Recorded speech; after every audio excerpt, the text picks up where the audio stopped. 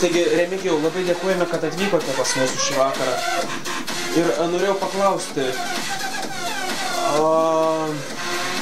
ar tarp jūsų Ringos tikrai kažkas vyksta? Ar Valinskas eilinį kartą pučia kažkokį skandalą populiarumo?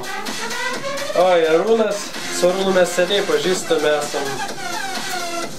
Visada jis buvo įdomus žmogus. Aš jį gerbiu kaip žmogų, jis labai drąsus, galiu pasakyti, labai drąsus. Jis bet kokią kainą siekia... Ne, Inga, jūs Ringa. Taip, aš pasakysiu apie tai. Ką aš norėjau pasakyti, kad Arūnas, jis, kad pasiektų savo, jis gali padaryti bet ką. Ir aš turiu omeny bet ką. Tai jūs Ringa, tai kaip? Taip, tai aš ir sakau. Arūnas išties. Gerbiu jį labai kaip žmogų ir jis yra priešingai barikadų pusėje. O Inga? O Inga taip, aš linkiu jiems laimės ir... Jūs Ringa, aš turiu omeny. Ai, ne.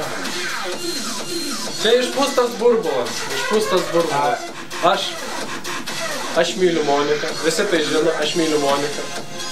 Aš nupirkau Monikai mašiną, automobilį. Ir mes su Monika gyvensim ilgai. Tai dabar jūs esate labai patenkintas gyvenimu. Taip. Taip? Ir jums pinigai nėra svarbiausia gyvenime? Ne, ir niekada nebuvo. Tai pagrindiniai tie prioritetai, jeigu būtų galima išreikšti gyvenime, pas jūs yra kas tokie? Seksas, knygos ir narkotikai. Ačiū. Tikrai ačiū.